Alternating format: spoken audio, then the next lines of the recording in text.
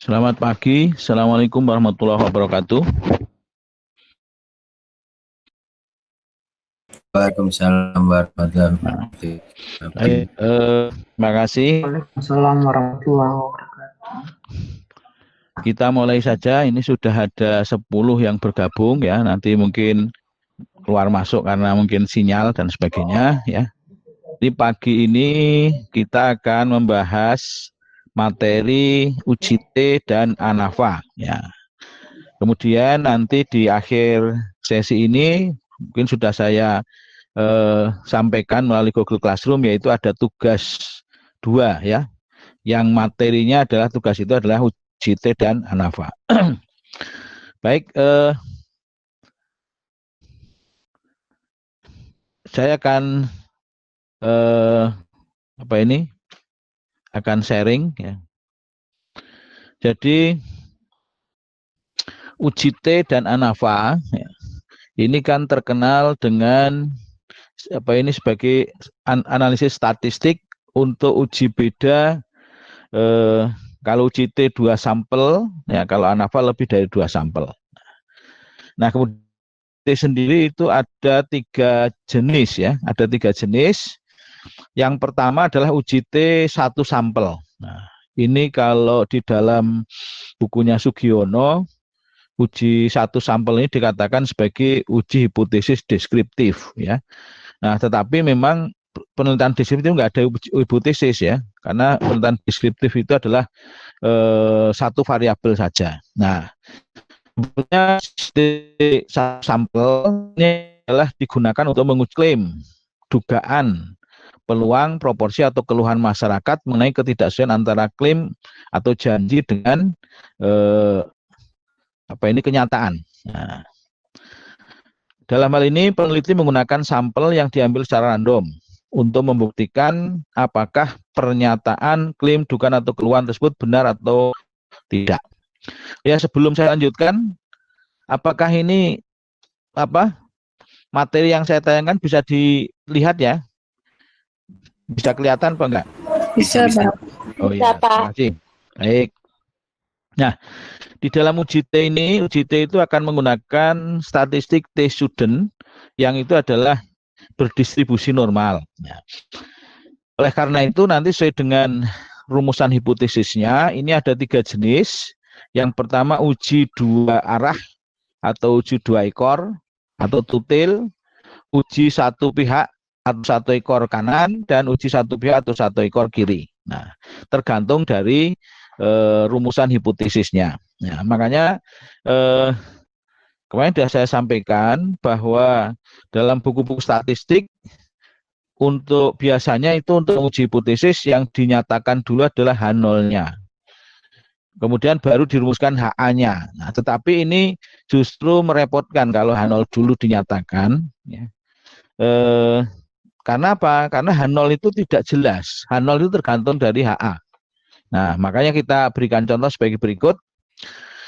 Pengusaha lampu pijar merek A mengklaim atau menyatakan bahwa lampunya bisa tahan pakai rata-rata sekitar 800 jam. Nah, ini janjinya atau klaimnya. Nah, kemudian, namun akhir-akhir ini telah timbul dugaan bahwa keluhan masa pakai lampu tersebut telah berubah. Nah, jadi survei atau pengujian klaim atau janji atau keluhan ini terjadi jika ada keluhan. Jika tidak, ya mungkin tidak ada yang perlu diuji gitu. Nah, jadi di sini yang telah berubah ini saya garis bawah, cetak tebal, cetak merahan. Inilah HA-nya ya. Nah, telah berubah ini kan berarti tidak sama. Ya. Meskipun memang secara konteks bahwa orang mengeluh jika tadi sudah menurun mestinya, tapi karena di sini dinyatakan telah berubah, maka saya tetap mengikuti rumusan hipotesis yang diajukan. Nah, untuk menyelidiki dugaan ini, maka dilakukan pengujian terhadap 50 buah lampu yang diambil secara acak dari perdagangan. Nah, setelah diselidiki, ternyata rata masa pakai lampu merek A hanya 792 jam. Dari pengujian tersebut diperoleh nilai simpanan baku masa pakai lampu adalah 60 jam dengan alfa 0,05. Ujilah dugaan bahwa kualitas lampu merek A telah berubah. Nah, ini. Jadi karena telah berubah, maka HA-nya adalah mu tidak sama dengan mu 0. Nah, meskipun memang kalau berubahnya itu naik, mestinya tidak perlu mengeluh. Tapi ya ini karena kita konsisten dengan rumusan hipotesisnya. Atau HA mu tidak sama 800. Nah, H0-nya karena lawannya tidak sama dengan adalah sama dengan. Untuk menguji hipotesis H0 di atas digunakan statistik uji T dengan rumus T sama dengan X rata-rata min mu 0 dibagi S, ini S kecil ya, per Rn. Nah, kemudian kita masuk statistik T ini berdistribusi student dengan DK-nya N-1. Nah, jadi ini 2 ekor karena tidak sama dengan tadi ya. Kemudian ini daerah penerimaan H0 yaitu jika T hitung berada di antara min T tabel dan T tabel. Nah, yang min itu jelas tidak ada di daftar T ya. Ya kecuali mungkin buku tertentu ada. Nah, makanya kita lihat T tabel, kemudian yang sebelah kiri kita berikan tanda minus. Nah, ketemunya T hitungnya adalah min 0,0942. Dan T tabelnya 2,01. Nah, jadi di 2 itu 2,01, satunya min 2,01. Nah, min 0,942 itu berada di sini nih, yaitu daerah penerimaan H0. Jadi kalau digambarkan seperti ini kita tidak bingung. Bukan selalu lebih besar ya, karena memang ya tergantung rumusan hipotesisnya. Jadi daerah penolakan H0 itu akan berada di sebelah kanan dengan luas setengah alfa dan sebelah kiri luas setengah alfa. Kemudian di selain itu maka daerah penerimaan H0. Makanya karena terhitung berada di antara min T tabel dan T tabel, maka H0-nya diterima atau gagal ditolak. Nah, kesimpulannya bahwa masa pakai lampu merek A rata-rata memang masih sekitar 800 jam. Atau kualitas lampu merek A belum berubah secara signifikan. Ya, tadi dari faktanya memang 792 sudah turun, sudah berubah, tetapi perubahannya tidak signifikan. Jadi kalau signifikansi statistik itu selalu jika tidak signifikan dikatakan tidak berubah atau tidak ada korelasi atau tidak ada perbedaan. Nah ini, jadi acuannya signifikan ya. Nah, kemudian contoh lain ini apa? Ini akhir-akhir ini banyak konsumen yang melakukan bahwa isi bersih susu bubuk merek D dalam kaleng adalah kurang dari. Nah, kurang dari itu sudah jelas menyatakan mu lebih kecil mu 0. Nah, yang tertulis pada etiketnya yaitu 400 gram. Nah, ini. Jadi ini mu lebih kecil mu 0 karena kurang dari. Kalau lebih dari berarti mu lebih besar mu 0. Ini 1 ekor kiri. Nah, jadi seperti daerah penerimaan H0 itu berada di sebelah kiri dengan luas alfa dan di sebelah kanan di ini semuanya daerah penerimaan H0. Nah, makanya nanti tolak H0 ya, tolak H0 jika T hitung lebih kecil dari min T tabel. Nah, ini kan malah lebih kecil, malah justru penerimaan H0. Nah, sehingga kalau digambarkan seperti ini jelas kapan kita menerima dan menolak H0 itu gambarnya jelas. Oke. Nah, sekarang yang uji T1 sampel ini jelas ini bukan penelitian eksperimen, hanya survei ya, hanya survei untuk membuktikan klaim atau dugaan atau keluhan itu ya. Nah, kemudian yang kedua adalah T-test antar kelompok atau independent sampel. Nah, kalau ini bisa untuk penelitian eksperimen maupun non eksperimen. Jadi eksperimen itu ada perlakuannya dibedakan menjadi 2 jenis. Nah, kemudian nanti dilihat pengaruhnya terhadap variabel terikat atau variabel dampak. Nah, itu pakai eksperimen. Nah, makanya di sini jelas kalau eksperimennya adalah biasanya eksperimen control group design. Jadi ada kelompok eksperimen dan kelompok kontrol. Nah, ini. Jadi ini kalau T-test antar kelompok. Jadi 2 kelas misalnya, yang satu pakai metode A, yang satu metode B. Nah, kemudian pada awal eksperimen dilakukan penyetaraan 2 kelompok ini ya, sehingga nanti ketika hasilnya berbeda itu memang benar-benar bukan karena awalnya berbeda, tapi karena perbedaan perlakuan. Tapi bisa juga penelitian survei, yaitu hanya ingin melihat pengaruh ya, 2 jenis ya, 2 pengelompokan itu ya. Jadi bisa saja untuk survei ya. Nah, kemudian ini misalnya ini kemampuan pengetahuan umum siswa SD di kota dan di desa. Jadi SD-nya di kota dan SD-nya di desa, kemudian masing-masing diambil sampel ya, kemudian mungkin diuji ya dengan tes yang sama. Nah, nanti dilihat apakah memang ada perbedaan apa tidak. Nah, dalam uji T antar kelompok ini juga dikenal 3 ya, klasifikasi atau 3 jenis pengujian ya. Sama dengan tadi, sesuai dengan rumusan hipotesis yang diajukan.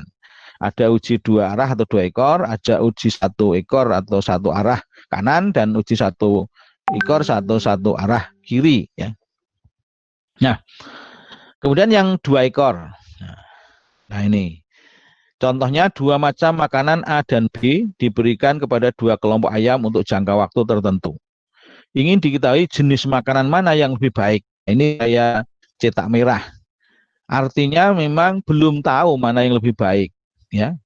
Jadi ini eksperimen yang memang karena kita belum punya bukti-bukti atau hasil-hasil penelitian yang relevan yang menunjukkan salah satu lebih tinggi dari yang lain. Nah, jadi ingin diketahui jenis makanan mana yang lebih baik bagi ayam, yang ditandai dengan pertambahan berat badan ayam dalam on ya. Untuk itu diambil sampel sebanyak 11 ekor ayam dan diberi makanan jenis A, dan 10 ekor ayam yang diberi makanan jenis B. Setelah jangka waktu tertentu ditimbang pertambahan berat badan ayam dalam on dan hasilnya sebagai berikut. Nah, jangka waktu tertentu ini berapa? Ini yang tahu adalah ahlinya ya. Jadi mungkin kalau di pendidikan ini misalnya berapa kali treatment baru bisa kita simpulkan itu sudah cukup ya. Seperti misalnya kalau kita uji ngetes darah ya, kadar gula darah. Nah, Kita disuruh puasa 10 jam, kemudian diambil darahnya, dicek kadar gula darahnya, kemudian disuruh makan, kemudian setelah makan 2 jam, ambil lagi darahnya, bandingkan antara kadar gula darah puasa dan kadar gula setelah makan. Nah, ini kan yang tahu di kesehatan kenapa 2 jam, kenapa tidak 5 menit misalnya, itu kan yang tahu itu ya. Nah itu, jadi mungkin setelah 2 jam itulah sari-sari makanan itu yang dicerna itu kemudian diedarkan seluruh tubuh sehingga mempengaruhi gula darah kan itu. Tapi kalau baru baru misalnya seperti kalau iklan-iklan obat itu ya, baru minum bleng terus sembuh itu kan itu iklan. Dalam kenyataannya tidak bisa. Kita harus nunggu seperti tadi mungkin 2 jam ya, karena obat nanti akan dicerna, diedarkan seluruh tubuh. Nah itu jadi itu kan iklan. Kalau iklan 2 jam nanti kelamaan kan. Nah ini jadi itu termasuk barangkali ada teman saya ngomong begini, saya itu kalau makan durian baru di tenggorokan saja sudah pusing, tekanan darahnya naik. Itu saya katakan itu sugesti. Nah, kalau sugesti itu bisa disembuhkan sebetulnya. Tapi kalau misalnya sudah makan 2 jam baru naik, lah itulah karena dampak memang tadi durian itu ya. Jadi kalau itu memang ya seperti itu. Jadi itu kalau sugesti jangankan makan, bau saja membawa saja sudah pusing kan. Gitu. Nah ini jadi ini jadi bisa untuk penelitian eksperimen maupun penelitian survei atau penelitian non eksperimen. Nah hasilnya sebagai berikut. Makanan jenis A dan makanan jenis. Nah, karena tadi tidak ada kepastian mana yang lebih baik atau masih ada perbedaan saja dugaannya, maka HA-nya adalah mu A tidak sama dengan mu B. H0-nya mu A sama dengan mu B. Ini adalah hipotesis non direksional atau 2 ekor. Kemudian rumusnya adalah sebagai berikut. Nah, jadi UT2 sampel independen ini adalah embrionya anafa ya. Karena nanti di sini ada kelompok 1 dan kelompok 2. Nah, kalau sudah 3 kelompok itu sudah pakai. Nah, jadi T ini adalah sama dengan X1 rata-rata dikurangi X2 rata-rata. Nah, ingat kalau ini jangan dibulak-balik. Bukan hanya perbedaannya, tapi memang X1 harus dikurangi X2. Negatif nggak apa-apa. Gitu. Nah, kemudian dibagi S itu simpangan baku gabungan. Nah, kemarin ada itu ya simpangan baku gabungan. Nah, itu caranya itu. Kemudian kali akar 1/N1 plus 1/N2. Nah, ini rumusnya. Kemudian S gabungan ini bisa dihitung dari ini ya. Dari rumus S kuadrat sama dengan N1 min 1 kali S1 kuadrat plus N2 min 1 kali S2 kuadrat dibagi derajat kebebasannya karena 2 kelompok sebetulnya aslinya N1 min 1 plus N2 min 1. Nah, karena min 1 min 1 maka dikumpulkan jadi N1 plus N2 min 2. Atau kalau nanti nafa jadi N1 plus N2 plus N3 min K ya. Min K itu ya berapa kelompok.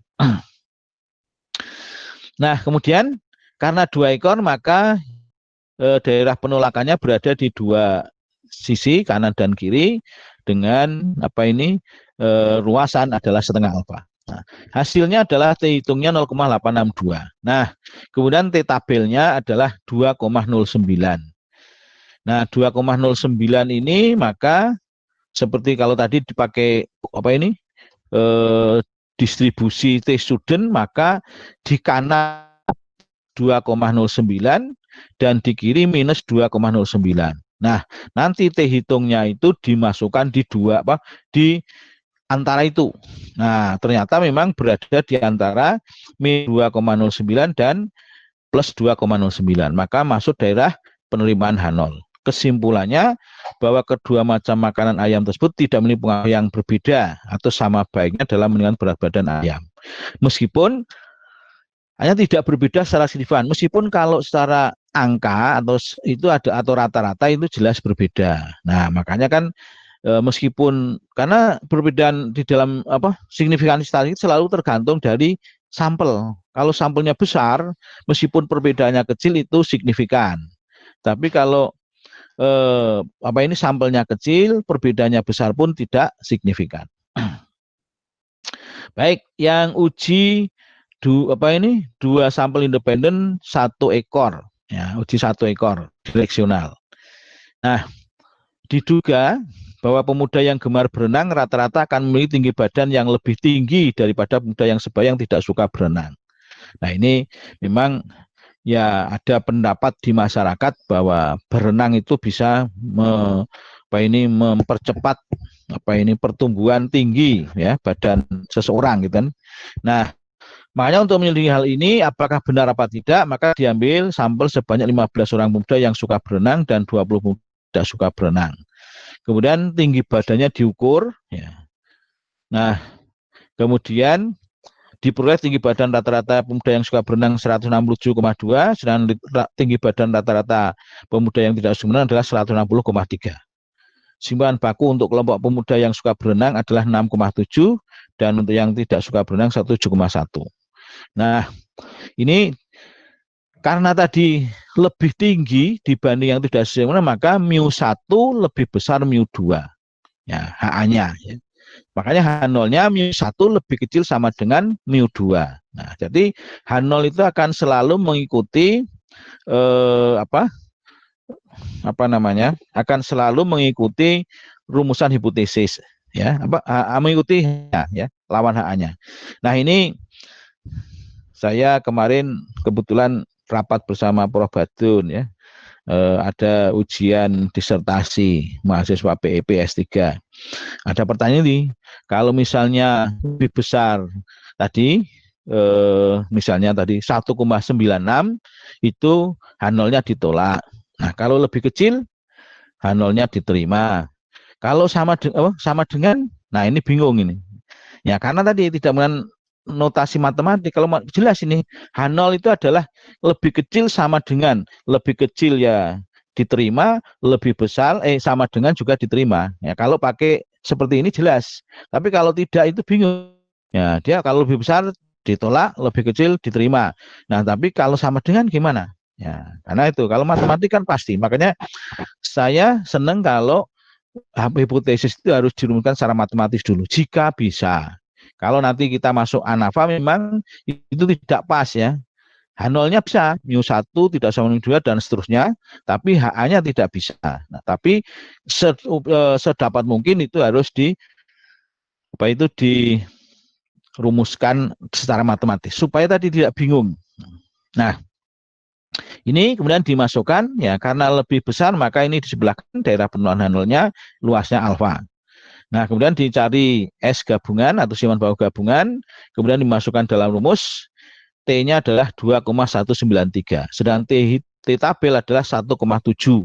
Makanya tadi ini D itu adalah 1,7, maka ternyata T hitung lebih besar T tabel, maka H0 ditolak. Nah, itu ya. Kesimpulannya bahwa bukan bahwa tinggi badan rata-rata pemuda yang suka berenang adalah lebih tinggi daripada yang tidak suka berenang adalah terbukti atau dapat diterima. Nah, meskipun ini jelas kalau penelitian seperti ini itu validitas internal itu lemah. Ya. Yang kemarin ya, penelitian positivis itu kan ada 2 validitas. Yang pertama internal. Internal itu adalah kepercayaan bahwa hasilnya benar. Nah, kenapa ini hasilnya tidak benar? Ya, kenapa hasilnya diragukan? Kalau seperti ini kan bukan eksperimen, tapi ini adalah survei.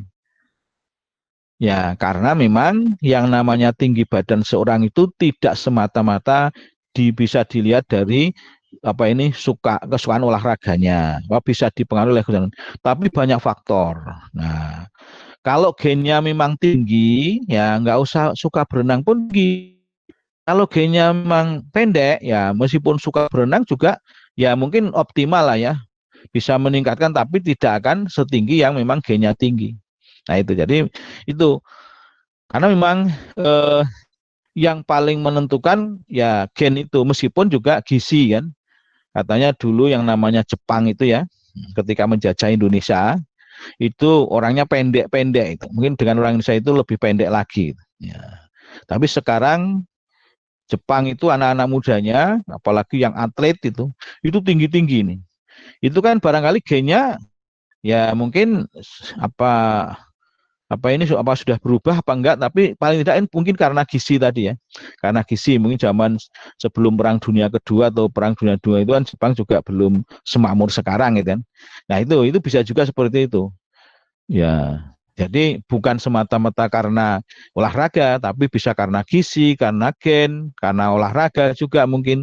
Jadi banyak faktor. Nah sehingga kalau hanya yang diteliti hanya suka berenang apa tidak, itu memang jadi lemah validitas internalnya.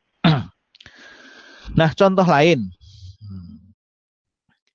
Penelitian mengenai kemampuan siswa dalam pengetahuan umum dilakukan dengan ambil sampel 14 siswa SD dari kota dan 11 siswa SD dari desa. Nah, akan diuji Ibu9 yang menyatakan bahwa kemampuan pengetahuan umum siswa SD di kota adalah lebih baik dibanding siswa SD di desa.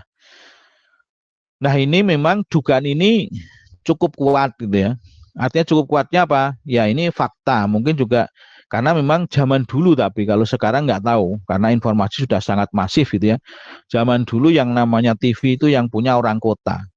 Orang desa itu mungkin TV satu sekampung. Nah, jadi makanya sehingga kalau di TV kan ada berita, ada macam-macam. Ini misalnya pengetahuan umumnya itu lebih lebih tinggi dibanding di desa yang tidak banyak informasi lah. Kalau sekarang mungkin tidak dari TV, dari macam-macam ya. TV saya kira semua orang punya sekarang ya. Itu jadi kalau dulu memang bisa seperti itu ya. Nah, karena lebih baik maka ini hanya mu1 lebih besar mu2. Nah, ini datanya. Nah, artinya nanti proses perhitungannya sama, yang penting rumusan hipotesisnya secara matematis bagaimana, kemudian nanti ini adalah 2 sampel independen. Nah, kemudian nanti dihitung dengan rumus-rumus itu, kemudian diuji hipotesisnya. Nah, sekarang yang terakhir adalah uji T untuk pasangan atau correlated atau paired sampel berpasangan. Nah, jadi uji T untuk sampel yang berpasangan atau paired sampel T-test disebut pula dengan uji T antar amatan ulangan atau uji T perkembangan. Karena memang ini sampelnya satu, tetapi diamati 2 kali kalau uji T ya.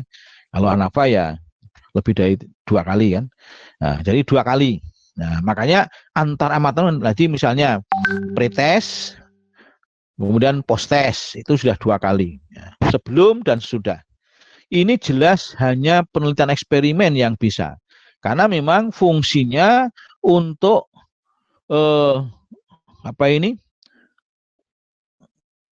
yaitu untuk menguji keefektifan perlakuan atau treatment. Yaitu untuk membandingkan sebelum dan sesudah adanya perlakuan atau treatment. Ya seperti tadi. Jadi banyak ya yang dalam kehidupan sehari-hari yang menggunakan eksperimen, meskipun eksperimen sederhana seperti ini. Ya seperti tadi darah ya, cek gula darah. Suruh puasa, kemudian dites gula darahnya, diambil darahnya ya, kemudian suruh makan 2 jam setelah makan ambil lagi. Itu kan artinya sebelum makan dan sesudah makan kan. Nah ini nanti dibandingkan. Nah kemudian program diet. Nah, diet itu juga sebelum diet mestinya harus ditimbang dulu berat badannya. Kemudian dilakukan program diet, ya tahu nanti yang tahu adalah ahlinya berapa durasi waktunya untuk dikatakan ada pengaruh. Nah, itu kemudian nanti ditimbang lagi. Nah, perubahannya itulah yang dibandingkan atau yang kita uji ya, apakah perubahannya signifikan apa tidak. Jadi itu. Nah, ini jelas hanya untuk eksperimen dan eksperimen sangat sederhana, hanya 1 sampel tetapi diamati 2 kali, yaitu sebelum dan sudah adanya treatment. Jadi eksperimen ini merupakan desain penelitian yang sangat sederhana, hanya menggunakan 1 sampel yang diamati kondisi dan kondisi sehingga dapat nilai efek perlakuan. Nah, dalam hal ini individu berperan sebagai pengontrol dirinya. Nah, ini meskipun sederhana, ini adalah paling valid. Kenapa begitu? Karena tidak ada pengaruh-pengaruh yang lain. Ya, paling-paling pengaruhnya tadi manusia itu barangkali nanti akan ada efek treatment ya. Efek treatment itu artinya treatment itu justru tidak sistematis pengaruhnya, random ya. Jadi misalnya tadi ada orang yang apa tadi? Misalnya kalau yang darah tadi ya, sebelum makan atau dalam kondisi puasa bagus, setelah makan melunjak. Nah, ini kan kalau ahli kesehatan dapat menyatakan, oh ini indikasi bahwa ini diabetes, gitu kan, gitu, karena melonjak. Atau mungkin dua-duanya atau yang setelah makan sudah lebih dari 200, ini juga sudah mengkhawatirkan gitu. Nah, kemudian tapi bisa juga efek perlakuan ini juga berdampak tidak seperti yang kita harapkan, karena ya tadi treatment itu kadang-kadang juga berpengaruh. Tapi gini, artinya bahwa yang kalau eksperimen 2 sampel independen kan kita yang susah menyetarakan kondisi sebelum adanya treatment. Nah, jadi misalnya tadi kita ukur pretestnya, kemudian kita bandingkan pretestnya ternyata tidak signifikan. Signifikan itu kan hanya berbeda tapi tidak signifikan. Nah, tetapi sebenarnya berbeda. Nah, ketika sudah dapat treatment, kemudian ada perbedaan signifikan itu karena tadi sebenarnya aslinya berbeda tapi hanya tidak signifikan saja. Nah, ini secara sedikit bisa dianggap sama, tapi setelah itu terjadi perbedaan yang signifikan. Jadi yang sulit itu menyetarakan kondisi sebelum, sehingga sering ada eksperimen non ekivalen ya. Jadi menggunakan grup non ekivalen. Itu karena memang ya artinya tadi sebagai warning bahwa ini hasilnya berbeda pun ini sebetulnya tadi dalam tanda petik meragukan ya, karena memang kondisi awalnya tidak sama atau tidak diketahui. Nah ini. Tapi kalau ini jelas, karena ya yang tadi kalau ini dikasih obat terus dikasih treatment terus bagaimana itu hanya dirinya sendiri. Makanya ini saya katakan adalah yang valid ya. Nah kemudian di dalam uji antara matan ulangan juga dikenal 3 klasifikasi atau 3 jenis pengujian sesuai dengan rumusan hipotesis yang diajukan. Tapi di sini bukan lebih tinggi atau lebih rendah atau tidak sama, tetapi di sini adalah saya sebut sebagai yang pertama adalah uji 2 arah atau 2 ekor untuk program perubahan. Nah, jadi kalau berubah itu kan tadi berubah itu tidak sama, berarti itu 2 ekor. Tapi itu namanya program perubahan. Nah, program perubahan ini hati-hati ya. Jadi kalau ada yang menawarkan program perubahan, ini kalau dari sisi statistik mestinya tidak usah diikuti, karena berubah itu bisa jadi lebih baik, bisa jadi lebih jelek. Semuanya kalau nanti ditagih loh, katanya perubahan kok ini jadi lebih jelek, ya saya kan hanya ngomong perubahan. Saya kan tidak menjanjikan lebih baik gitu, hanya perubahan. Jadi dua arah ya, 2 ekor untuk program perubahan, artinya nanti D-nya tidak sama dengan 0 atau perubahannya tidak sama dengan 0. Kemudian yang uji satu pihak kanan adalah justru program penurunan. Loh, kenapa penurunan? Karena D itu perubahan itu adalah sebelum dikurangi sudah, tidak boleh dibalik. Nah, tidak boleh dibalik. Harus skor sebelum dikurangi skor sesudah treatment. Nah, itu namanya itu kalau nanti hasilnya positif atau D-nya lebih besar 0, itu berarti yang sebelum treatment lebih tinggi dibanding setelah treatment. Makanya dikatakan adalah program penurunan. Contohnya diet. Nah, diet itu kan harapannya berat badan sebelum treatment dan sudah treatment, sudah diet itu lebih tinggi yang sebelum diet. Nah, itu. Kemudian yang ketiga adalah uji satu pihak atau satu ekor kiri. Nah, ini program peningkatan.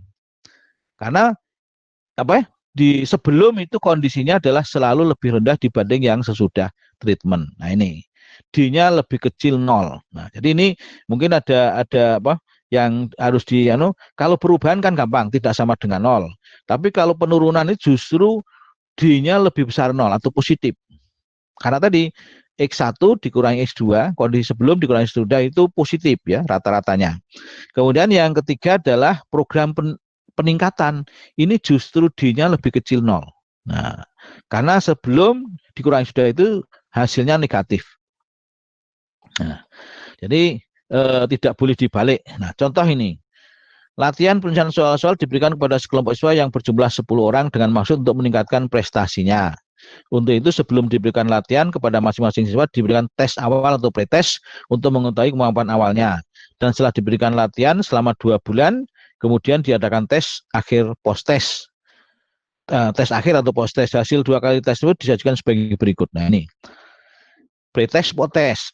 Nah, kemudian di sini hiposnya meningkatkan prestasi. Nah, ini kan berarti program peningkatan. Nah, kalau program peningkatan cirinya D-nya harus negatif atau lebih kecil 0.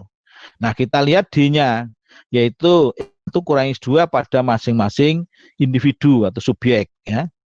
Nah, kemudian ini ya, ini D minus 11 itu totalnya, kemudian di rata-rata adalah min 1,10. Nah, ini dari D itu sudah menggambarkan bahwa ini memang program peningkatan.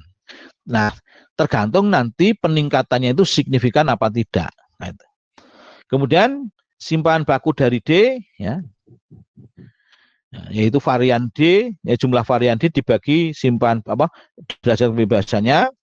Nah, itu sama dengan 0,87. Nah, kemudian H0-nya mu D lebih kecil 0. Maka digunakan uji T dengan rumus sebagai berikut. Nah, rumusnya ini hampir sama dengan satu sampel, ya, tapi yang di atas bukan rata-rata min mu 0, tapi di rata-rata. Kemudian dibagi simpangan baku D, dibagi akar N. Nah, dari T hitung diperoleh min 3,99. Nah, dalam hal ini T hitung lebih kecil dari min T tabel, karena min T tabelnya adalah mana ini? Belum ada ya. Oh, ini mestinya ada min T tabelnya ya. Nah, jadi kalau 3,9 itu sudah tinggi ya, itu lebih kecil min. Oh, ini 2,26. Nah, min nanti T tabelnya adalah min 2,26. Nah, T hitung min 3,99 adalah berada di luar, berada di daerah penolakan H0. Sebenarnya bahwa pemberian latihan penyelesaian soal-soal dapat dengan prestasi siswa signifikan. Nah, ini jadi ini adalah uji T 2 sampel berkaitan atau 2 sampel berkorelasi. Nah, ini saya kira untuk uji T. Jadi ada 3 kelompok uji T, 1 sampel, 2 sampel independen, dan 2 sampel berkaitan. Nah, 3-tiganya karena T itu distribusinya itu simetris, maka bisa menggunakan 3 jenis pengujian, ya, tergantung rumusan hipotesisnya. Nah, baik, saya akan menyampaikan yang ANAFA.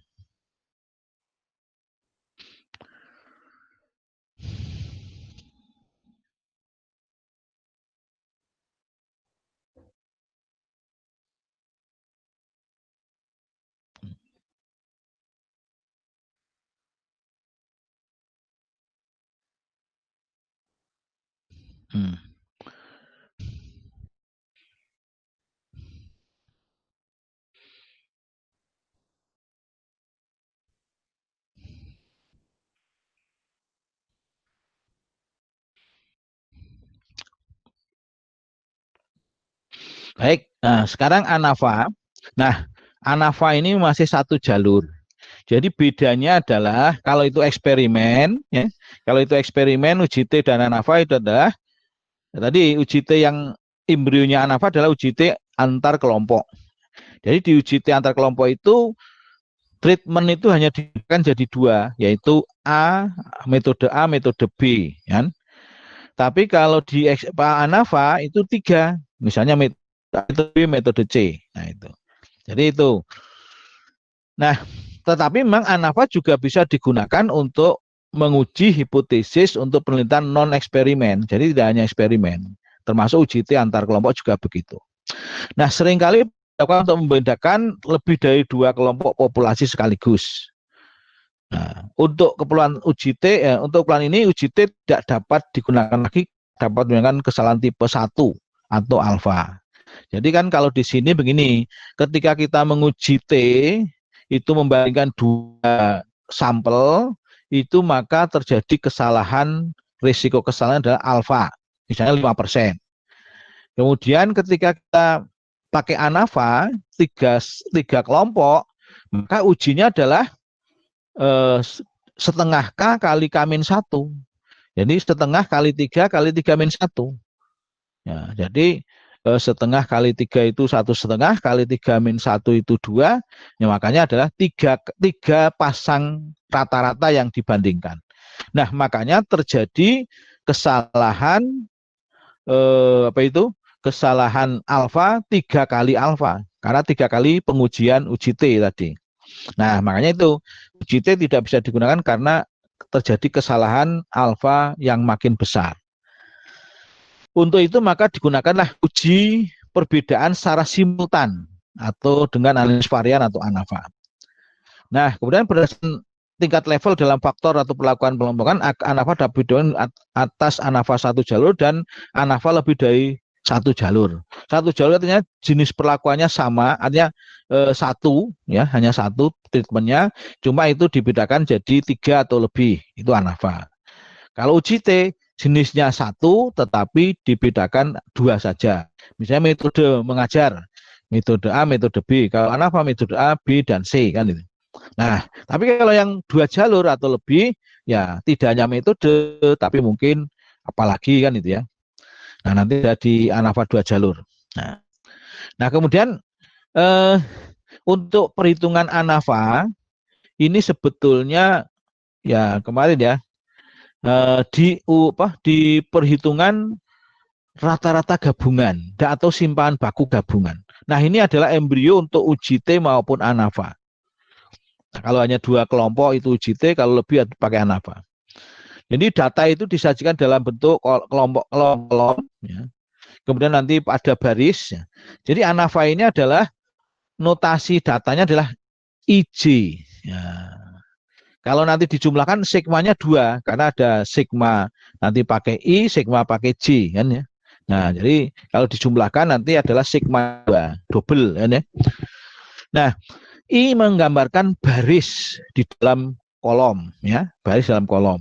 Nah, sehingga makanya data untuk kelompok 1 adalah X1.1, X2.1, X3.1.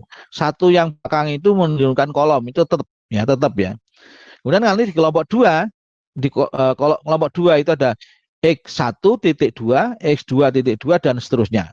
Yang kelompok 3, X1.3, jadi yang belakang itu J-nya itu menggambarkan kelompok 1, kelompok 2, kelompok 3. Nah, kalau di dalam perhitungan rata-rata gabungan ataupun simpanan baku gabungan kan jelas dijumlahkan dulu ke bawah pakai apa ini, yang pertama NJ itu adalah jumlah data pada setiap kelompok. Nah, nanti ada N1, N2, N3. Nah, kemudian jumlahkan ke bawah nilainya sigma XJ, sigma X1, sigma X2, sigma X3. Kalau dijumlahkan ada sigma X total. Kemudian ada lagi sigma XJ kuadrat. Nah, sigma X1 kuadrat, sigma X2 kuadrat, sigma X3 kuadrat. Nah, itu nilai-nilai dikuadratkan dulu, dijumlahkan. Kemudian ada sigma X total kuadrat.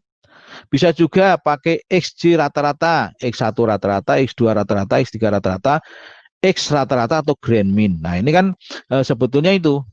Sehingga kalau, nah ini rumusan hipotesisnya adalah seperti ini. Nah, H0, nah kalau di sini H0 dulu. Karena HA itu memang susah dirumuskan secara matematis.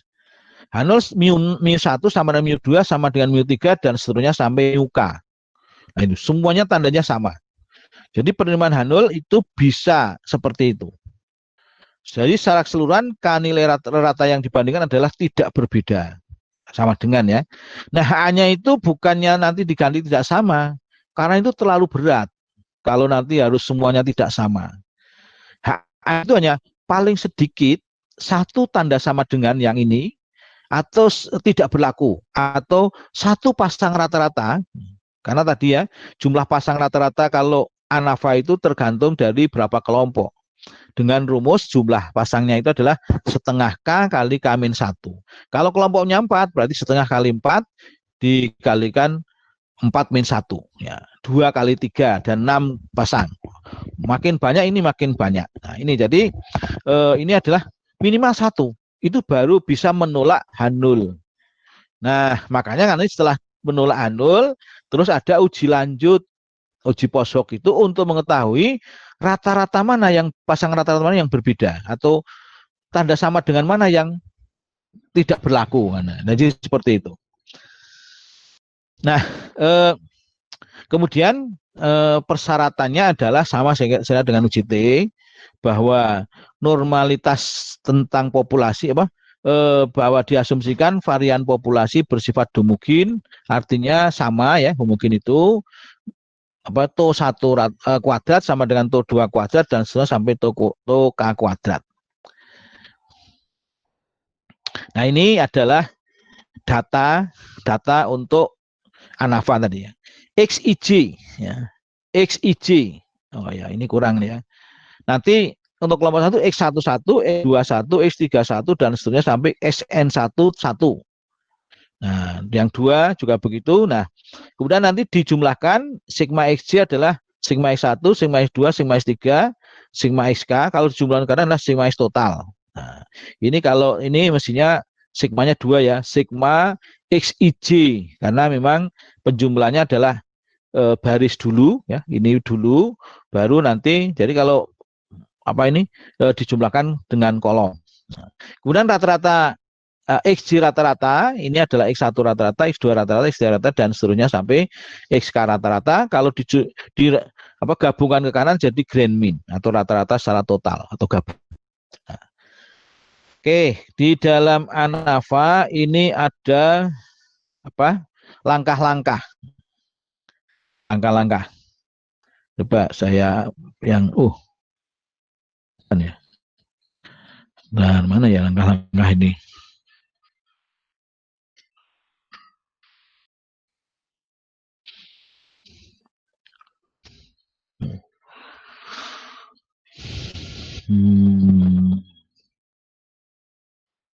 Nah, ini ya. Jadi langkah-langkah ANAFA yang pertama adalah rumuskan hipotesis secara matematis. Tadi H0, μ1 sama dengan μ2 sama dengan μ3, misalnya kalau 3 kelompok ya. H-nya paling sedikit 1 tanda sama dengan tidak berlaku. Nah, ini yang pertama. Nah, kemudian yang kedua adalah buat tabel data. Nah, untuk apa? Untuk menghitung nilai-nilai. Nah, ini ya. Yang 3, 4, 5, nah, kemudian 6. Nah, jadi 3, 4, 5, 6 itu menghitungnya pakai tabel ini, tabel yang di 2 ini. Ya. Contohnya ini, yang tadi ingin diketahui efek waktu pembelajaran terhadap hasil belajar. Nah, makanya di sini pembelajaran berhitung ini dibedakan ada pagi, siang, sore, dan malam waktunya itu. Nah, kemudian setelah dilakukan eksperimen, kalau ini nggak ada pretest ini ya, langsung. Nah, mungkin biasanya disetarakan dulu lah ya awalnya. Nah, kemudian hasilnya ditabelkan sebagai berikut hasil ujiannya. Pagi, siang, malam. Nah, kemudian ini kebetulan sama jumlahnya masing-masing. Nah, kemudian tadi ya untuk menghitung sigma XJ yaitu X sigma X1, sigma X2, sigma X3, sigma X4, maka ini nilai-nilai ini dijumlahkan ke bawah. Untuk sigma X1 286, sigma X2 292, sigma X3 218, sigma X4 210. N-nya juga dihitung berapa datanya itu 5, 5, 5, 5. Nah, ini kalau dijumlahkan ke kanan, sigma XJ itu adalah sigma X total ya. Sigma XIJ ini sebenarnya sigmanya double ini ya. Sigma XIJ yaitu 1006. N1, N2, N3, N4 kalau dijumlahkan ke kanan jadi N besar. Yang adalah N1 plus N2 plus N3 plus N4. Ya, jadi ini N besar itu adalah N total dari seluruh sampel. Kemudian ini maaf ini nggak ada garisnya ini ya. Sigma XJ kuadrat. Nah, sigma XJ kuadrat ya. Sigma XJ kuadrat itu adalah Masing-masing ini dikuadratkan, 56 kuadrat tambah 55 kuadrat tambah 50 kuadrat tambah 61 kuadrat tambah 64 kuadrat.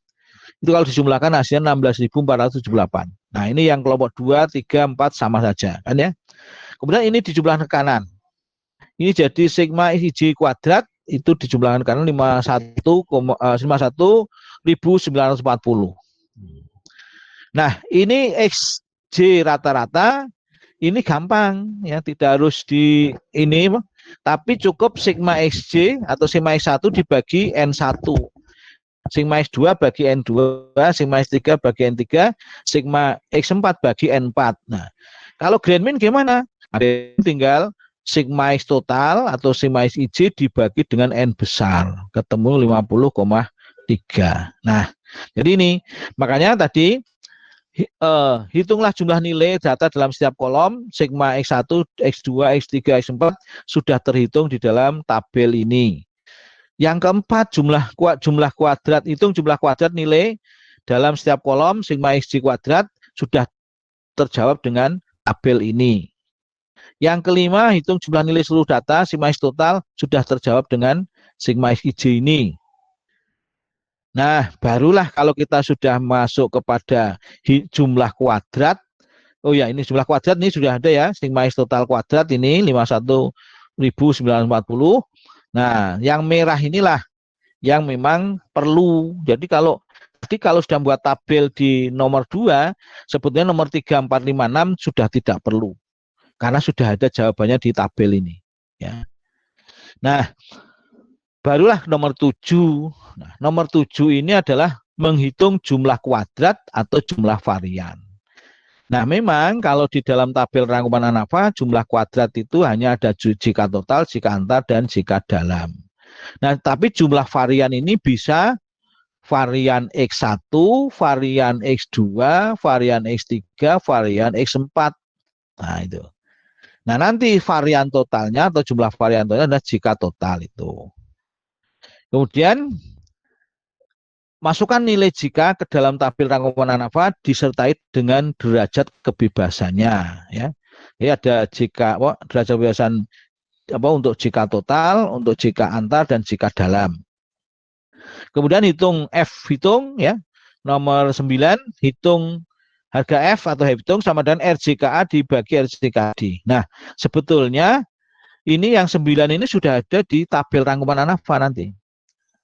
Kemudian barulah nomor 10, konsultan harga F hitung dengan harga F tabel. Kriterianya tolak 0 jika F hitung lebih besar F tabel.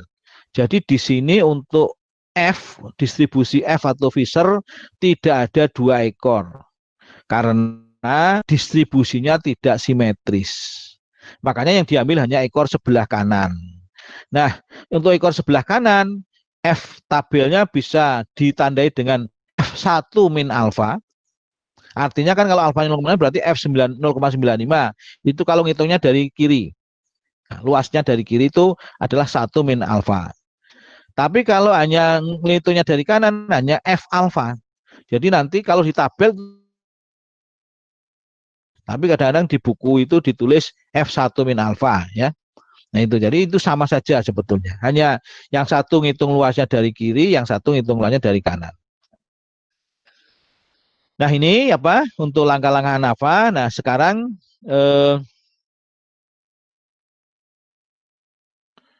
ini tadi ya, hitung ini buat tabel, hitung. Nah kemudian konsultasikan harga F hitung dengan F tabel.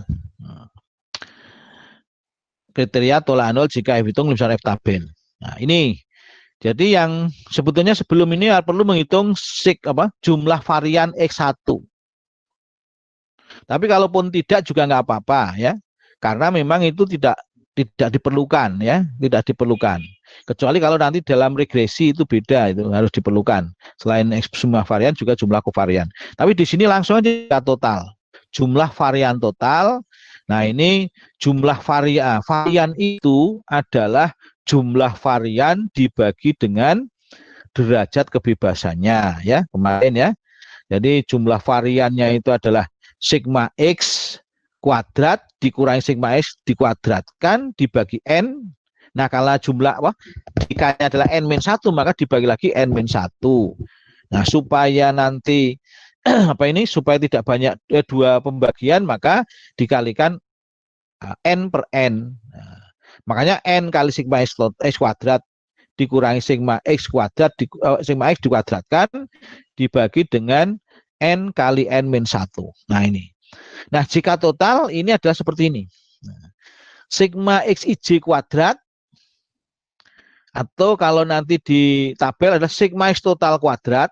Jadi nanti sigma x total kuadrat berasal dari sigma x1 kuadrat tambah sigma x2 kuadrat tambah sigma x3 kuadrat tambah sigma x4 kuadrat. Itu adalah sigma xij kuadrat. Kemudian dikurangi sigma xij dalam kurung dikuadratkan. Nah, itu artinya sigma xij itu berasal dari sigma x1 plus sigma x2 plus sigma x3 plus sigma x4. Nah, jadi kemudian dibagi n besar. N besar adalah tadi n1, n2 plus n3 plus n4. Nah, ini ketemulah jika total. Nah, kemudian jika antar. Nah, ini kalau jika ini kalau dalam buku-buku yang berbahasa Inggris pakainya SS, sum of square, kan ya, sum of square total. Nah, kemudian sum square antar ya, sum of square dalam, mana dalam? Dalam itu adalah within, kan ya, within sama between.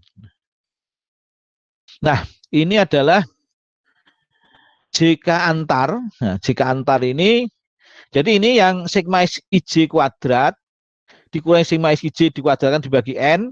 Yang suku belakang ini sigma xij dikuadratkan bagi n itu adalah kalau di dalam bukunya Sujana dikatakan sebagai faktor koreksi FK. Ya. Jadi FK itu yang belakang ini sigma xij dikuadratkan bagi n. Kalau di bukunya Sujana dikatakan suku koreksi SK. Nah, ini. Jadi jumlah varian itu ngitungnya adalah jumlah kuadrat dikurangi FK atau SK. Nah, sekarang yang jika antar, ini adalah sigma x1 dikuadratkan bagi n1, plus sigma x2 dikuadratkan bagi n2, plus sigma x3 dikuadratkan bagi n3, plus sigma x4 dikuadratkan bagi n4. Nah, kemudian dikurangi sigma x1 plus sigma x2 plus sigma x3 plus sigma x4 dikuadratkan bagi n. Nah, yang belakangan sama dengan yang ini total. Cuma ini dijabarkan ya. Ini adalah SK atau FK ya, yang ini. Suku yang ini ya, yang di dalam kurung. Ini ya. Kemudian, nah gimana ngitung jika ini maaf.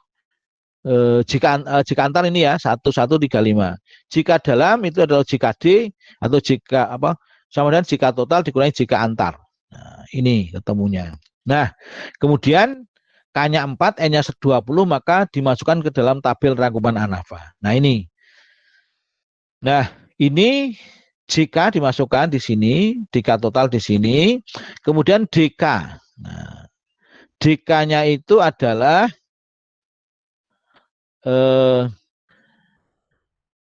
antar kelompok ini adalah K-1. K itu jumlah kelompok. Ya. Itu kalau ANAFA. Tapi kalau regresi nanti K saja. Karena nanti regresi sederhana nanti kalau hanya satu variabel nanti kalau K-1 0 kan nggak ada anunya ya, nggak ada dasar biasanya. Makanya kalau diregresi itu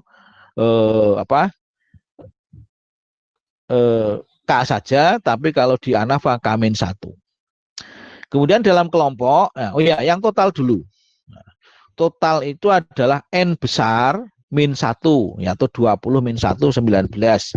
Kalau yang dalam itu sebetulnya bisa DK total dikurangi DK antar, tetapi kalau mau dijabarkan ini adalah sama dengan T.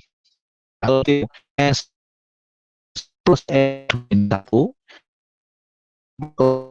N1 plus N3 min 1 plus N min 1. Nah, kemudian kalau dikumpulkan N2 plus N2 plus N3 plus N4 adalah N besar. Kemudian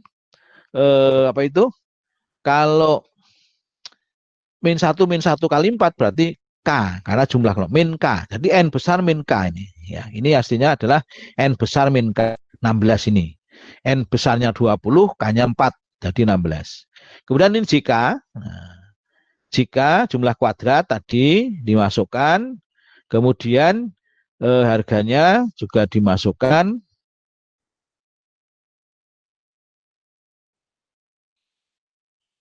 Nah, kemudian nanti RJK. Nah, RJK itu adalah JK dibagi derajat kebebasannya 1135/3 ini ya.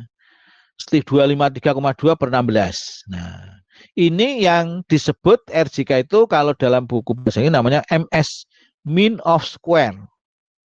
Kalau pengertian sehari-hari kita itu adalah variannya ini. Varian ini. Karena ini jumlah varian dibagi derajat adalah varian.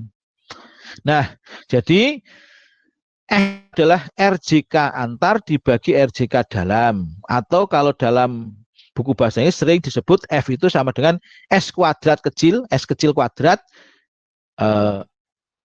between dibagi S kecil kuadrat within atau W. Nah, ini. Jadi ini F ini sering itu. Karena memang RJK itu rata jumlah kuadrat adalah JK dibagi derajat kebebasannya. Nah, kalau dalam biasa ini disebut sebagai varian. Varian itu simbolnya S kecil kuadrat. Nah, nanti di regresi juga sama. Nanti F hitung dalam regresi adalah sama dengan S kuadrat rek. S kuadrat rek ya, dibagi S kuadrat residu. Nah, ini juga sama. S kuadrat B between S dibagi S kuadrat W within. Nah, jadi itu. Makanya F itu sama dengan jumlah varian antar dibagi varian dalam. Nah, ini kemudian dibandingkan nanti F hitung dengan F tabel dengan derajat kebebasan itu K-1 lawan N-K. K-1 adalah ini DK antar melawan DK dalam. Nah, jadi dalam distribuser ada dua derajat kebebasan. Kalau yang mendatar ke kanan itu sebetulnya nanti kolom ya, ke kolom berapa itu adalah antar atau kalau DK pembilang ya, derajat kebebasan pembilang itu ke kanan. Nanti akan menunjukkan kolom berapa ya kan. Nah, kalau ini kan berarti kolom 3 ini kan, karena kolom 1, kolom 2, kolom 3. Nah, kemudian yang ke bawah itu berarti baris, ya, itu anuan baris itu adalah yang daram. Ya, makanya ini nanti baris ke-16 ya. Baris ke-16, kolom ketiga nanti kita lihat di situ ada harga F. Ada biasanya kalau dicampur itu ada dua harga F. Ya. F yang satu yang lebih besar nilainya itu adalah untuk alfa 0,01 dan yang lebih kecil nilainya untuk alfa 0,05. Nah itu. Jadi biasanya ya umumnya kalau saya lihat tuh yang satu itu ya 0,01 di atas, yang 0,5 di bawah. Pokoknya kalau 0,05 lihat yang kecil, nilai yang kecil dari nilai F tabel tadi ya. Kalau yang besar adalah yang 0,01. Nah itu jadi nanti DK-nya pembilang itu ke kanan berarti menunjukkan kolom ke berapa. Ini kalau ini di sini kolom ketiga. Untuk yang mu 2 ya, mu seperti V tapi bukan V, itu mu ya, bukan mu ya. Itu adalah baris ke-16. Nah, nilainya adalah 3,24. Nah, ini kan ini 1 min alfa ini.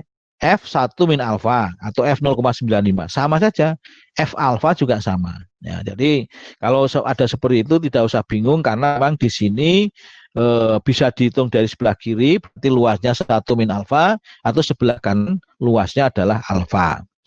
Nah, kemudian ternyata harga F hitung besar dari F tabel maka H0 ditolak. Kesimpulannya bahwa keempat waktu pemberian pengajaran akan menghasilkan hasil belajar yang berbeda. Nah ini, lah mana yang lebih tinggi? Ya kalau belum diuji secara signifikansinya, kita sebenarnya bisa lihat dari rata-ratanya, rata-rata dalam kelompok itu. Tapi ini berbeda saja karena secara keseluruhan. Ya, nanti akan kita uji lanjut ANAFA yang akan mengetahui mana yang berbeda. Apakah antara pagi dengan siang, siang dengan sore, sore dengan malam, atau pagi dengan malam, pagi dengan siang, siang dengan pagi, dan seterusnya. Punya ada, karena 4 ada 6 pasang rata-rata. Nih, jadi Anafa itu langkah-langkahnya memang panjang. Ya, di sini ada 11, tetapi 11 ini sebetulnya tidak harus semuanya dilakukan. Yang pertama, rumusan hipotesa secara matematis ini harus dilakukan. Ya, nomor 1. Nomor 2, ini supaya mudah kita, kalau memang jumlah datanya sedikit, kita buat tabel untuk menghitung ini nilai-nilai ini ya. Nah, nilai pada 3, 4, 5, 6. Nah, ini pakai tabel ya. Kemudian kalau sudah dihitung pakai tabel 3, 4, 5, 6 dihapus, tidak ada langkah karena sudah dihitung di tabel. Kemudian baru kita menghitung jumlah kuadrat nilai hitung jumlah kuadrat jika atau jumlah varian yang meliputi jika total, jika antar, dan jika dalam. Setelah itu dimasukkan tabel rangkuman Anafa. Ini mana ini? Tabel rangkuman Anafa ini ya. Ini dihitung dulu jika-nya, kemudian ke sini, kemudian nanti di sini paling kanan akan ketemu F hitung. Kemudian bandingkan tabel, baru kita menyimpulkan bahwa waktu pemberian pengajaran akan menghasilkan hasil belajar yang berbeda. Nah, mana yang paling baik? Nah, kita lihat dari rata-ratanya ini. 57,2, 58,4, 43,6, 42,0. Nah, ini artinya sebelum diuji atau melihat signifikansi praktis bisa lihat dari sini. Yang paling baik adalah waktu siang, kan ya, bukan pagi. Nah, kemudian nomor 2 pagi, nomor 3 itu adalah sore, dan nomor 4 adalah malam. Nah, jadi itu hanya data fiktif saja. Oke. Nah, kita lanjut ke uji lanjut Anafa atau post hoc ya. Bila hasil Anafa dengan H0 ditolak, tadi ya, kalau H0 ditolak kan akan menimbulkan keingintahuan lebih lanjut, yaitu rata kelompok mana sajakah yang berbeda. Ya, karena tadi ada 6 pasang rata-rata. Rata kelompok mana saja ya?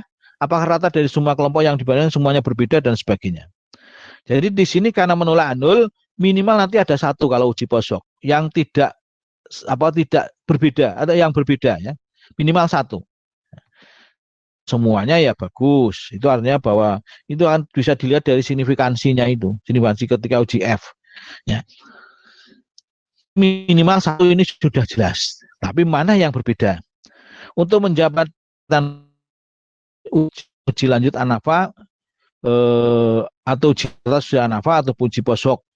Nah, uji lanjut Anafa secara manual dapat dilakukan dengan beberapa cara berikut. Nah, di sini hanya ada 3, sebetulnya lebih dari 3, tetapi tidak perlu semuanya saya dibahas di sini. Sedangkan uji lanjut Anafa dengan bantuan program SPSS dapat dilakukan dengan sangat banyak teknik. Kalau tidak salah itu kurang lebih 16 teknik. Nah, karena apa? Satu nama saja itu bisa ada A, ada B gitu. Nah, jadi 16 teknik. Nah, apakah itu bisa diuji semua? Bisa. Kalau di SPSS kita pesan semuanya, nanti semuanya muncul. Nah, terus gimana? Ya, kita sebetulnya nggak usah banyak-banyak, cukup 2 saja atau 1 ya, untuk memastikan yang mana, karena hasilnya hampir sama, tidak berbeda jauh kan ya. Nah itu, jadi nah kalau di sini secara manual dibedakan menjadi uji lanjut sebelum Anafa. Ini kok uji lanjut sebelum Anafa? Uji lanjut sesudah Anafa. Nah, tapi selanjutnya lagi saya katakan bahwa uji lanjut itu diperlukan jika H0-nya ditolak. Jika H0 diterima itu nggak usah. Karena kita sudah jelas secara keseluruhan tidak berbeda atau sama. Nah, tapi kalau ada perbedaan, H0-nya ditolak, maka kita ingin tahu lebih jauh rata mana yang berbeda. Ya. Nah, uji lanjut sebelum Anafa itu artinya dirancang dikatakan sebagai a priori. A priori. Ya, jadi a priori kan kalau yang sesudah itu namanya a posteriori. Nah, jadi post sama pre ya, priori. Nah, ini. Jadi nah kalau yang a priori ini hanya satu, yaitu kontras ortogonal. Nah, ini apa? Pakai C ya, pakai C. Nah, tapi syaratnya macam-macam ini ya. Yang pertama, kontras antara rata perlakuan kelompok CI untuk jumlah perlakuan. Nah, ini kemudian dengan syarat CI1 plus CI2 dan sampai CIK sama dengan 0 atau sigma CIJ sama dengan 0. Jika tidak, nanti koefisien ini ya, koefisien apa ini depannya itu sama dengan 0. Jika tidak, maka tidak memenuhi syarat. Kemudian yang syarat kedua, dua kontras CP dan CQ dikatakan kontras ortogonal jika nah ini CP, sigma CPJ kali CQJ sama dengan 0 atau sigma CIJ sama dengan 0. Nah, ini kontras ortogonal. Ini kalau manual. Nah, kalau manual, kalau kontras ortogonal ini memang apa ini kontrasnya itu terbatas, yaitu dengan DK antar kelompok. Ya. Jadi kalau 4 kelompok ini hanya tiga kontras. Makanya di sini disusunlah 3 kontras saja, C1, C2 sama C3. Nah, tetapi jumlahnya ke kanan koefisiennya adalah 0. Makanya kalau ini C1 X1 min X4, X1 itu kan koefisiennya plus ya, plus 1, ini min 1, maka 0. C2 itu X2 dan X3 itu di sini plus 1, di sini minus 1 sama dengan 0. Kemudian kalau C3, nah, itu adalah X1 itu positif, X2 negatif, X3 negatif, X4 positif, itu juga 0. Nah, nih. Kemudian nanti kemudian dikalikan juga antar ini kontras ini apakah 0 apa tidak. Jadi memang ini ya, memang apa susah ya, memang susah. Ya kalau manual ya. Nah, kemudian tapi ini tadi tidak per pasang nih.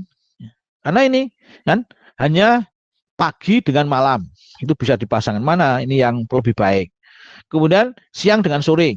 Nah, mana yang lebih baik? Nah, kemudian yang 3 itu karena dikelompokkan antara pagi dengan malam karena tandanya plus dengan siang dan sore karena tandanya minus. Nah, jadi tidak bisa 6 pasang seperti kalau uji yang lain. Ya, ini kelemahannya ya. Nah, kemudian ini nanti langkahnya bisa dibaca ya. Kemudian yang kedua adalah uji rata sudah nafa. Di sini dianukan 2, uji rentang Newman-Colt dan uji CV. Nah, rentang Newman-Colt ini yang disebut sebagai uji Joly kalau Trisonadi mengatakan. Uji itu namanya pasang-pasangan. Makanya nanti pasangnya ada 6. Ya, karena setengah K kali K min 1. Tapi kalau yang CV tidak, ya, CV juga tidak ya. Ini. Nah, kalau pakai SPSS itu kita pakai uji pasangan, semua pasangan. Jadi kalau tadi 4 kelompok ada 6. Ya, bahkan lebih. Kenapa? Karena double 2. Makanya tadi pagi dengan siang. Nanti yang di bawah ada siang dengan pagi. Kan ya sebetulnya sama ya hasilnya, cuma tadi kalau di apa uji lanjut di program SPSS bisa jadi 2. Jadi 12 pasang itu. Meskipun ya yang sama-sama 6 dan 6 itu sama kan. Hanya bolak-balik saja. Nah, itu. Ini untuk rentang Newman-Colt. Kemudian kalau CV ini memang juga tidak bisa ini ya, tidak bisa seperti rentang Newman-Colt berpasang-pasangan, terbatas. Nah, ini. Jadi nah ini ini kok ANAFA 2 jalur di sini ya. Nah, mungkin saudara sudah menerima ANAFA 2 jalur. Oke lah ya. Jadi nanti kita jelaskan setelah ini ya, setelah. Nah, sekarang ANAFA 2 jalur kita jelaskan minggu depan itu rancangan saya. Jadi mohon maaf. Jadi hari ini adalah ada tugas 2 yang nanti dikumpul minggu malam menjelang Senin ya, menjelang Senin. Kemudian minggu Seninnya tanggal berapa ya? Tanggal 1 atau 2? 2 ya. Tanggal 2 itu adalah mid test ya. Jadi mid test. Ntar saya cari rancangannya. Jadi untuk tanggal 26 ini adalah uji beda lebih dari 2 kelompok, ANAFA 1 jalur dan uji lanjut. Kemudian nanti ada tugas 2 yang isinya adalah uji T dan ANAFA. Kemudian tanggal 2 November, Senin depan adalah kita tidak ada materi, tetapi tidak ada kuliah, tapi mid test. Nah, mid testnya adalah seperti tugas, hanya waktunya pendek. Waktunya pendek, paling-paling sehari ya. Jadi itu. Tapi kalau tugas kan 1 minggu ya. Nah, ini paling sehari. Nah, jadi kemudian nanti setelah mid semester itu kita akan melanjutkan dengan ANAFA 2 jalur. Nah, ANAFA 2 jalur itu kalau dalam analisis, desain analisis sering disebut sebagai analisis faktorial. Karena faktor 1 dan faktor 2. Ya. Tapi kalau ini ANAFA biasa kan belum faktorial. Karena belum ada sel-sel tadi ya. Nah, jadi itu mid semester ya, Senin depan. Oke, sekarang kita menjelaskan tugas saja. Nah, tugas saja.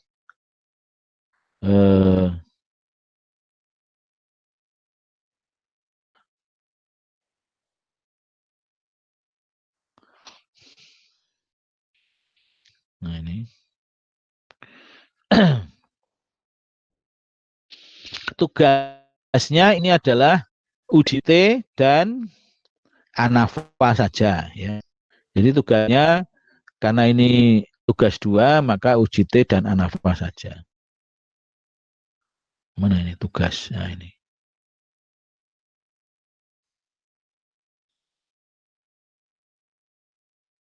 Oke. Sudah kelihatan ya untuk tugas, soal tugas 2? Sudah, Pak. Sudah, Baik. Pak. Nah, di sini ada 4 malah 4 soal, ya 4 soal. 2 uji T dan 2 ANAFA ya. Nah, yang pertama adalah uji T 1 sampel ini. Uji T 1 sampel. Seorang pegawai dikeluarkan cakap atau terampil apabila ia berhasil menyelesaikan dengan baik paling lama dalam tempo 50 menit untuk setiap unit barang. Nah, ini pegawai kalau karyawan dilatih untuk membuat barang. Nah, dikatakan terampil atau lolos jika bisa menghasilkan 50 menit paling lama atau maksimal. Nah, untuk setiap unit barang. Nah, paling lama atau maksimal itulah menggambarkan rumusan hipotesis alternatifnya. Nah, ya. Kalau minimal itu bagaimana, kalau maksimal bagaimana. Itu akan menentukan arah pengujian, ya. Arah pengujian. Nah, kemudian 100 pegawai yang sedang diikuti pelatihan telah berhasil menyelesaikan 100 unit barang dengan baik dalam waktu keseluruhan 5.199 menit. Nah, ini artinya 100 pegawai itu di total waktunya ada 5.196 menit. Mungkin ada yang kurang dari 50, ada yang lebih dan sebagainya. Nah, dengan simpanan baku 11 menit. Dengan alfa 0,05 simpulkan apakah pelatihan tersebut berhasil ataukah. Jadi rata-ratanya nanti dihitung dulu, kemudian nanti hipotesisnya HA dan H0 dirumus secara matematis supaya jelas kalau paling lama itu seperti apa. Kemudian N-nya 100 menit, 5. Nah, kemudian nanti mu 0-nya berapa itu dari data ini sudah bisa dihitung. Nah, jadi ini paling lama itu adalah akan menentukan pengujian hipotesis satu arah kanan kiri atau 2 arah. Nah, tadi yang ada di uji T antar kelompok yang bukan penelitian eksperimen. Nah, jadi di sini penelitian mengenai kemampuan siswa dalam pengetahuan umum dilakukan dengan mengambil sampel sebanyak 14 siswa dari SD di kota dan 11 siswa dari SD di desa. Dalam penelitian tersebut akan diuji hipotesis penelitian yang menyatakan bahwa kemampuan pengetahuan siswa SD di kota adalah lebih baik dibanding siswa SD di desa. Nah, ini lebih baik tadi seperti tadi sudah ada contohnya, itu adalah bagaimana rumusan HA-nya dan H0-nya. Data kemampuan pengetahuan siswa diperoleh sebagai berikut. Nah, ini dengan alfa 0,05 dapatkah disimpulkan bahwa dugaan tersebut adalah benar. Nah, jadi menolak atau menerima H0. Jadi kebetulan kalau yang ini adalah tinggal ngitung, tinggal memasukkan ke dalam rumus yang nomor 1. Nomor 2 perlu ngitung dulu rata-ratanya, ya, rata-rata dari rata-rata masing-masing dan rata-rata gabungan. Kemudian juga simpangan baku masing-masing atau simpangan baku gabungan langsung, ya. Nah, kemudian baru dihitung dengan uji T antar kelompok. Nah, yang ketiga adalah ANAFA. ANAFA untuk meningkatkan minat belajar siswa SMP terhadap mata pelajaran matematika dilakukan uji 4 metode pembelajaran. Nah, ini jadi ini eksperimen, ya. Eksperimen untuk meningkatkan minat belajar. Metode 1 adalah dengan latihan soal-soal matematika bentuk cerita. Ya, ini bentuk cerita itu kalau zaman saya dulu, teman saya yang UNS itu matematik penelitiannya, ternyata katanya anak-anak SMP itu kesulitan kalau menyelesaikan soal matematika bentuk cerita. Ya, kalau sekarang namanya kasus gitu, ya. Soal menggunakan pokok soal dengan kasus. Ya, ini cerita kan itu. Mungkin bentuknya naratif, bisa tabel, bisa grafik, bisa diagram, bisa apa itu kasus. Nah, ini ini katanya sulit, ya. Nah, kemudian diuji cobakan pada 11 siswa. Jadi N1 sama dengan 11. Metode 2 dilakukan dengan berlatih soal-soal UN tahun lalu. Nah, ini biasanya lebih sregep, ya kalau ketika masih ada UN, ya. Nah, itu yang dilakukan pada 12 siswa. Metode 3 adalah dengan pelayanan asistensi tugas-tugas dikenakan pada 8 siswa. Sedangkan metode 4 adalah dengan bimbingan oleh tutor dari lembaga bimbingan belajar. Nah, biasanya kalau dari bimbingan belajar itu menggunakan langkah-langkah cepat atau smart solution, kan, ya. Nah, supaya cepat kalau mengerjakan itu, ya. Nah, yang diikuti oleh 9 siswa. Hasilnya sebagai berikut. Nah, kemudian ini tidak ada data mentahnya, sudah langsung ketemu penjumlahan per kolom, ya. Kolom 1 atau metode 1 adalah N1-nya 11, sigma X1-nya 508. Ya. Kemudian kolom kedua atau metode 2 ini X1 sigma X1 kuadratnya seperti ini. N2 ini titik ini, ya, jangan sampai salah. Titik itu menggambarkan batasan ribuan, bukan koma, ya. Nanti kalau koma bisa minus itu, ya. Jadi titik itu dalam ini yang saya tulis seringkali itu adalah menggambarkan batasan antara nilai ribuan dengan nilai lainnya. Ya, mungkin kalau nanti sampai jutaan, ya ada titik lagi, kan, itu. Nah, jadi sigma X1 kuadrat 25.332. N2-nya 12, sigma X2-nya 8687, sigma X2 kuadrat 40.539 dan seterusnya. Nah, seperti tadi, meskipun ini tidak ada data mentah, maka langkah pertama itu adalah membuat perhitungan dengan tabel, itu gampang. Yaitu apa? Nanti untuk baris N, NG, N1, N2, N3, N4 dijumlahkan ke kanan jadi N besar, kan, ya? N besar. Itu adalah jumlah total dari seluruh sampel. Sigma XJ, sigma X1, sigma X2, sigma X3, sigma X4 dijumlahkan ke kanan jadi sigma X total atau sigma XIJ, kan? Tuh. Kemudian sigma X kuadrat, sigma X1 kuadrat plus sigma X2 kuadrat, sigma X3 kuadrat, sigma X4 kuadrat dijumlahkan jadi sigma X total kuadrat atau sigma XIJ kuadrat. Nah, sudah, kalau sudah ada data itu sudah selesai. Artinya perhitungan selanjutnya sudah gampang. Jadi tidak perlu buat tabel seperti tadi langkah kedua itu, karena sudah langsung diketahui ini hasil-hasilnya. Maka langkah kedua, ketiga, Nah, kedua tadi mungkin ini hanya mengembangkan tabel ini aja ya. Langkah kedua masih tapi tabelnya sederhana seperti ini. Hanya nanti langkah ketiga, keempat, kelima, keenam sudah tidak usah dilakukan. Nah, langsung menghitung jika total. Nah, jadi jika totalnya gimana? Tadi kan jika total itu adalah sigma X total kuadrat dikurangi sigma X total dikuadratkan dibagi N besar. Nah, itu jika kuadrat jika total ya, jika total. Nah, kemudian baru ngitung jika antar. Nah, tadi ya, sigma X1 kuadrat dikuadratkan bagi N1 plus sigma X2 dikuadratkan bagi N2 plus sigma X3 dikuadratkan bagi N3 plus sigma X4 dikuadratkan bagi N4. Kemudian itu dijumlahkan dikurangi faktor koreksi atau suku koreksi, yaitu apa? Sigma X total kuadrat, sigma X total dikuadratkan dibagi dengan N besar. Nah, itu sudah ketemu jika antar. Nah, jika dalamnya gimana? Jika dalamnya adalah dengan mengurangi jika total dikurangi jika antar. Sudah ketemu, masukkan tabel rangkuman ANAFA, di paling kanan akan terhitung, bisa dihitung harga F hitung. Kemudian bandingkan dengan tabel. Kemudian nanti kalau F hitung lebih dari tabel maka H0 ditolak. Kalau sebaliknya H0 diterima.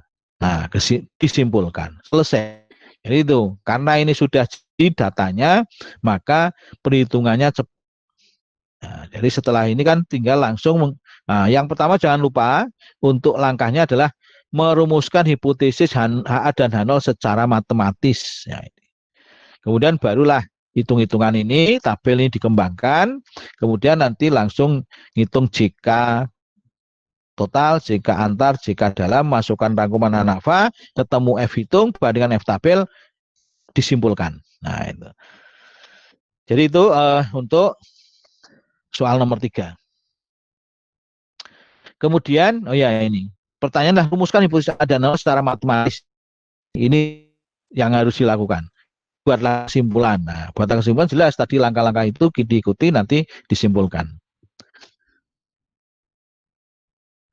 Kemudian yang nomor 4. Ini datanya masih mentah. Ya. Oleh karena itu nanti tabel 2 seperti tadi yang lengkap itu harus digunakan untuk menghitung nilai-nilai sigma X1, sigma X2, sigma X3, sigma X1 kuadrat, sigma X2 kuadrat, sigma X3 kuadrat. Nah, itu ya. Sebuah eksperimen tentang pengaruh suhu ruang. Nah, ini eksperimen dalam Fahrenheit. Nah, kalau di luar negeri kan satuan suhu meskipun katanya yang internasional itu Celsius, tapi banyak menggunakan Fahrenheit. Ya, Fahrenheit. Sehingga kalau tidak dikonversi ke Celsius, kadang-kadang kita bingung. Suhu kok 72 derajat itu, koyo ngopo umep kan. Gitu ya. Itu jadi kalau kita yang sudah belajar fisika kan kalau Celsiusnya sekian gitu kan, tinggal ngitung ya. Tapi kalau yang tidak tahunya kan di sini aja kalau 37 lebih atau 38 itu sudah gejala ya. Kalau saya suhu itu tubuh maksudnya. Tapi ini suhu udara ya, suhu udara dalam Fahrenheit. Jadi ini ada uji coba terhadap ketahanan belajar dalam jam, dilakukan terhadap 20 siswa. Nah, jadi ya katanya sih ya kalau nyaman, nyaman itu berapa? Ya itu mungkin sangat relatif tergantung kebiasaan ya. Nah, kalau yang tidak pernah di AC, ya, begitu suhunya 22 aja sudah dinginan, malah nggak nyaman. Gitu. Ya, tapi kalau sudah biasa di AC itu suhu yang biasa dan sebagainya lah ya. Nah, perlakuan 1 dengan suhu 64 derajat Fahrenheit. Nah, 64 itu kalau di Celsius berapa ya? Dikurangi 32 dulu, berarti 32 dibagi 9 kali 5. Nah, itu ya. 20 kurang ya, punya sekitar 18 atau berapa itu ya. 64 derajat Fahrenheit.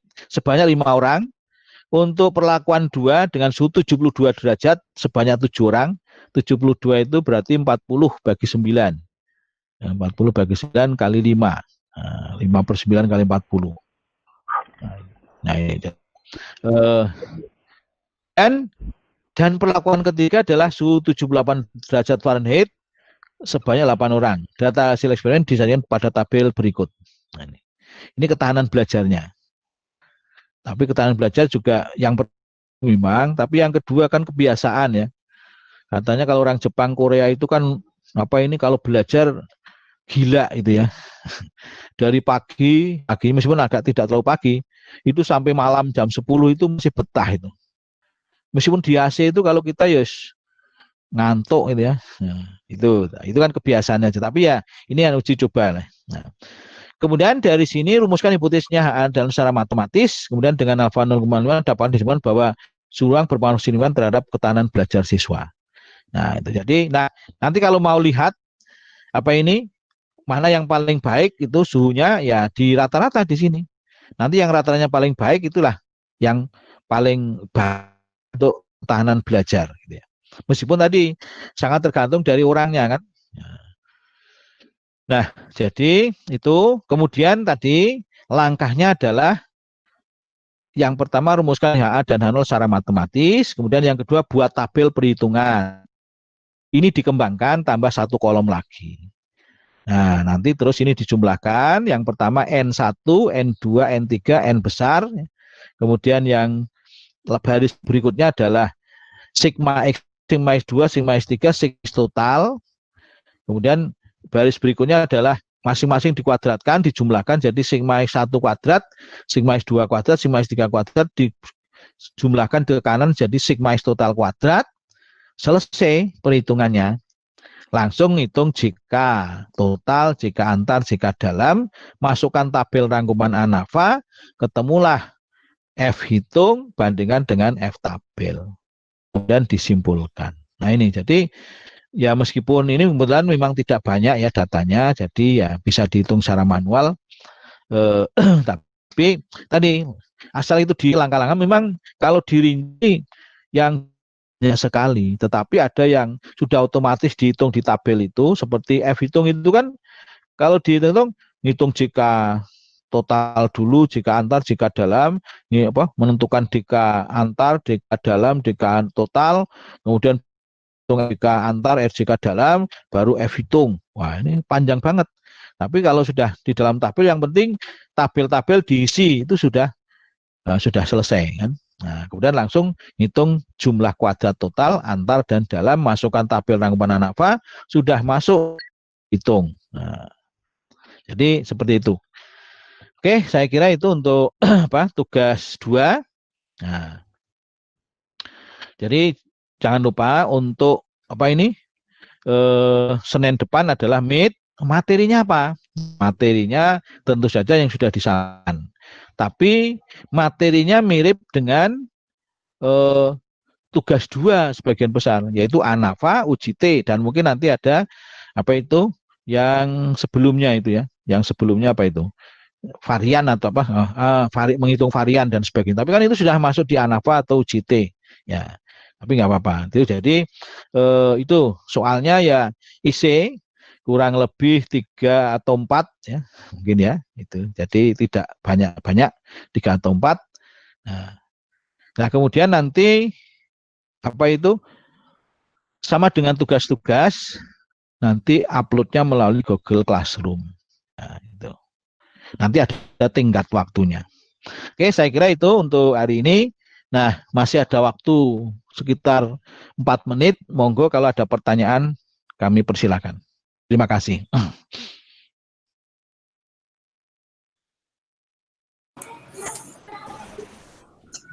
Mau nanya tentang tugas, Pak. Oke, monggo. Kalau misalkan dibuat dalam bentuk Excel boleh juga tuh, Pak? Atau nggak harus buat? Maksudnya Excel? Kan nanti ada perhitungan-perhitungan. Oh iya. Bentuk Excel gitu loh, Pak. Nggak harus di. Oh ya, boleh saja. Boleh, tapi Pak, kan yang penting tetap ada ureanya toh. Iya, iya. Tidak hanya ketemunya itu kan. Ya. Iya. Ya supaya gampang memang Excel ini ya. Sebab kalau tidak kan jadi ya pakai kalkulator paling enggak ya, menguadratkan masing-masing dijumlahkan itu atau menjumlahkan. Saya kira bisa nggak masalah.